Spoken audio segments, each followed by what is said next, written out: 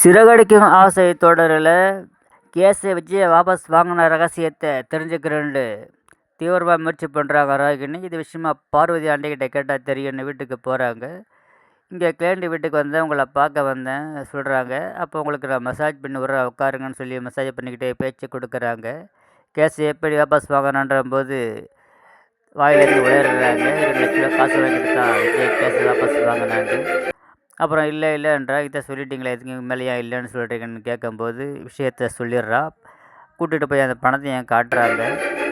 பிறகு உன் ஃப்ரெண்டுக்கிட்ட அவள் பேசிக்கிட்டு இருக்கும்போது சுற்றிக்கிட்டே ஃபோனை வருது. உடனடியாக 2 லட்ச ரூபா பணம் கொடுக்கணும், இங்கே நிலைமை சீரியஸாக இருக்குது, அவன் செத்துட்டா எனக்கு தெரியாது, பாடியை கொண்டு உங்கள் வீட்டு வாசலில் போட்டுட்டு நான் பாட்டுக்கு வெளியூருக்கு எஸ்கேப் ஆகிடுவேன் அப்படின்னு சிட்டியை ஃபோன் பண்ணி மிரட்டுறான்.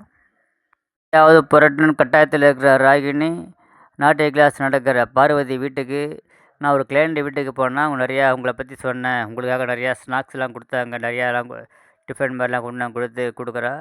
அது நாக்கை தொங்க போட்டுக்கிட்டு விஜயா சாப்பிட்றாங்க. பார்வதி அவங்களும் ஷேர் பண்ணி சாப்பிட்றாங்க.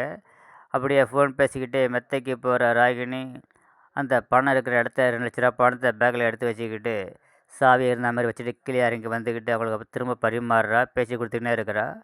உடனே போனால் சந்தேகம் வரும், இல்லாட்டி நம்மள ஒன்றாவே போகலாம் அப்படின்னு சொல்லி வெயிட் பண்ணிகிட்ருக்கிறா.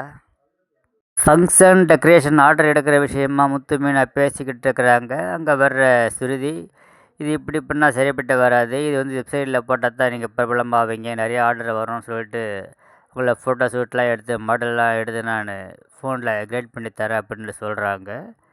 அப்புறம் பார்வதி வீட்டில் இருக்கிற பணத்தை பார்க்குறாங்க. பணம் இல்லை. விஜயா கிட்ட சொன்னவனே, விஜயா இது யார் கொண்டு வச்சது இந்த துணியை, மீனா தானே இங்கே வந்தா, அப்போ மீனா தான் கண்டிப்பாக எடுத்திருப்பான்னு பழைய மீனா மேலே போட்டு கோவத்தை மீனா பக்கம் திருப்புறாங்க. அடுத்து நடக்க